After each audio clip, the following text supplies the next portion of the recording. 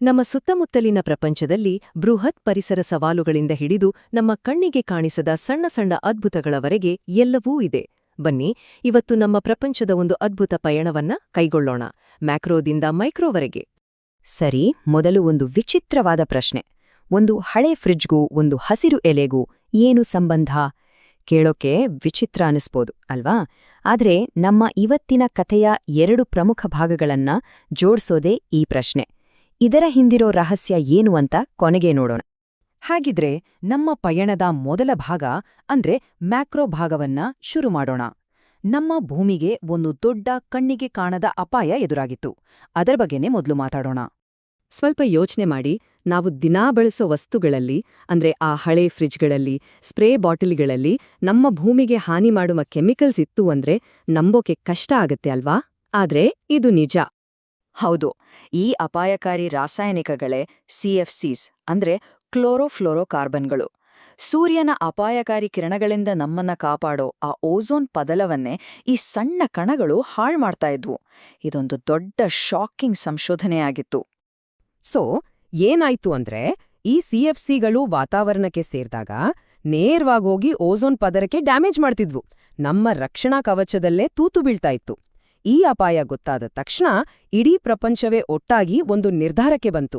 ಅದೇನಂದ್ರೆ, CFC ಇಲ್ಲದ ವಸ್ತುಗಳನ್ನ ತಯಾರಿಸಬೇಕು ಅಂತ. ಸರಿ, ಈ CFC ಕಣ್ಣಿಗೆ ಕಾಣದ ಅಪಾಯ ಆದ್ರೆ, ಈಗ ನಾವು ಮಾತಾಡೋಕ್ ಹೊರಟಿರೋದು ನಮ್ಮ ಕಣ್ಣಿಗೆ ರಾಚುವ ಇನ್ನೊಂದು ದೊಡ್ಡ ಸಮಸ್ಯೆ. ಹೌದು, ಪ್ಲಾಸ್ಟಿಕ್ ಬಗ್ಗೆ. ಪ್ಲಾಸ್ಟಿಕ್ ಯಾಕೆಷ್ಟು ದೊಡ್ಡ ತಲೆನೋವು? ಯಾಕಂದ್ರೆ ಅದು ಅಳಿಯೋದೇ ಇಲ್ಲ. ಸಿಂಪಲ್ ಆಗಿ ಹೇಳೋದಾದ್ರೆ, ಅದು ನಾನ್ ಡಿಗ್ರೇಡಬಲ್. ಅಂದ್ರೆ ಪ್ರಕೃತಿಯಲ್ಲಿರೋ ಯಾವುದಕ್ಕೂ ಅದನ್ನ ಕರಗಿಸೋಕಾಗಲ್ಲ. ಅದೇ ಅದರ ದೊಡ್ಡ ಪ್ರಾಬ್ಲಮ್. ಇವತ್ತು ನಾವು ಬಿಸಾಕೋ ಒಂದು ಪ್ಲಾಸ್ಟಿಕ್ ಬಾಟ್ಲಿ ನೂರಾರು, ಯಾಕೆ ಸಾವಿರಾರು ವರ್ಷಗಳ ಕಾಲ ಹಾಗೇ ಭೂಮಿ ಮೇಲೆ ಉಳಿದುಬಿಡುತ್ತೆ, ಪರಿಸರವನ್ನ ಹಾಳುಮಾಡ್ತಾ. ಓಕೆ, ಇಲ್ಲಿಯವರೆಗೆ ನಾವು ದೊಡ್ಡ ಮ್ಯಾಕ್ರೋ ಸಮಸ್ಯೆಗಳ ಬಗ್ಗೆ ಮಾತಾಡ್ವಿ. ಈಗ ನಮ್ಮ ಗಮನವನ್ನ ಸಂಪೂರ್ಣವಾಗಿ ಬೇರೆ ಕಡೆ ತಿರುಗಿಸೋಣ. ಹೊರಗಿನ ಪ್ರಪಂಚದಿಂದ ನಮ್ಮ ದೇಹದ ಒಳಗಿನ ಮೈಕ್ರೋ ಜಗತ್ತಿಗೆ ಹೋಗೋಣ. ಈ ಭಾಗದಲ್ಲಿ ಒಂದು ಮುಖ್ಯವಾದ ಪದ ಇದೆ, ಅದೇ ಎಮಲ್ಸೀಕರಣ. ಏನಿದು?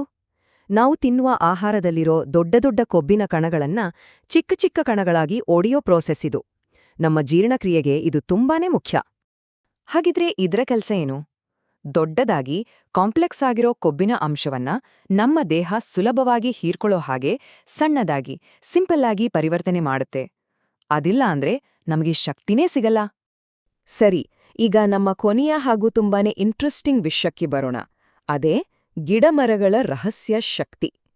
ಈ ಭೂಮಿ ಮೇಲೆ ಇರೋ ಬಹುತೇಕ ಜೀವಿಗಳನ್ನ ಬದುಕಿಸ್ತಾ ಇರೋ ಒಂದು ಅದ್ಭುತ ಪ್ರಕ್ರಿಯೆ ಇದು. ಇದನ್ನ ದ್ಯುತಿಸಂಶ್ಲೇಷಣೆ ಅಂತ ಕರಿತೀವಿ. ಇದನ್ನ ಒಂದು ರೀತಿ ಕೆಮಿಕಲ್ ಮ್ಯಾಜಿಕ್ ಅಂತಲೇ ಹೇಳ್ಬೋದು. ಯಾಕಂದ್ರೆ ಸಸ್ಯಗಳು ಸೂರ್ಯನ ಬೆಳಕನ್ನೇ ಹಿಡಿದು ಅದನ್ನ ನಮಗೆಲ್ಲ ಬೇಕಾದ ಆಹಾರವಾಗಿ ಬದಲಾಯಿಸ್ತವೆ. ಈ ಮ್ಯಾಜಿಕ್ ಹೇಗ್ ನಡೆಯುತ್ತೆ ನೋಡಿ, 3 ಸಿಂಪಲ್ ಸ್ಟೆಪ್ಸ್ ಇದೆ. 1, ಕ್ಲೋರೋಫಿಲ್ ಬೆಳಕಿನ ಶಕ್ತಿಯನ್ನ ಹೀರ್ಕೊಳ್ಳುತ್ತೆ. 2, ಆ ಶಕ್ತಿಯನ್ನ ಬಳಸಿ ನೀರನ್ನ ಹೈಡ್ರೋಜನ್ ಮತ್ತು ಆಕ್ಸಿಜನ್ ಆಗಿ ಒಡೆಯುತ್ತೆ. ಕೊನೆಯದಾಗಿ 3, ವಾತಾವರಣದಲ್ಲಿರೋ ಕಾರ್ಬನ್ ಡೈಆಕ್ಸೈಡ್ ಅನ್ನ ಬಳಸಿ ತನ್ನದ್ ಬೇಕಾದ ಆಹಾರ ಅಂದ್ರೆ ಕಾರ್ಬೋಹೈಡ್ರೇಟ್ಸ್ ಅನ್ನ ತಯಾರಿಸಿಕೊಳ್ಳುತ್ತೆ. ರೈಟ್, ಈಗ ನಾವು ವಾಪಸ್ ನಮ್ಮ ಮೊದಲ ಪ್ರಶ್ನೆಗೆ ಬರೋಣ. ನೆನ್ಪಿದ್ಯಾ, ಒಂದು ಹಳೆ ರೆಫ್ರಿಜರೇಟರ್ ಮತ್ತು ಒಂದು ಹಸಿರು ಎಲೆಗೆ ಏನು ಸಂಬಂಧ ಅಂತ? ಇಷ್ಟೆಲ್ಲ ಬೇರೆ ಬೇರೆ ವಿಷಯಗಳನ್ನ ಮಾತಾಡಿದ್ವಿ. ಈಗ ಎಲ್ಲವನ್ನೂ ಒಟ್ಟಿಗೆ ಜೋಡಿಸೋ ಸಮಯ. ಉತ್ತರ ತುಂಬಾ ಸಿಂಪಲ್. ಇವೆರಡಕ್ಕೂ ಇರೋ ಸಂಬಂಧ ಕೆಮಿಸ್ಟ್ರಿ ಅಂದ್ರೆ ರಸಾಯನಶಾಸ್ತ್ರ.